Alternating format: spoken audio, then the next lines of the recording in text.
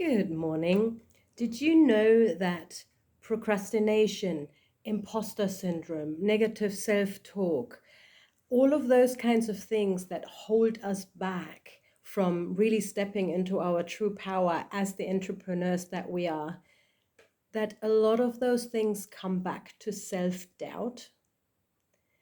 Procrastination, you might think, I need to organize myself better. But what if it is actually based on self doubt? You can organize yourself until the cows come home and it's not going to make any difference. Imposter syndrome. Yes, it could be that you really don't have the skills yet or the knowledge that you need. But what if it comes down to self doubt? So come and join us in my workshop, Stop Self Doubt, where we'll address for 7 days all of the different kind of areas of self-doubt that can affect you in your business and how to overcome them. Come and join us. It'll be a great training. Bye.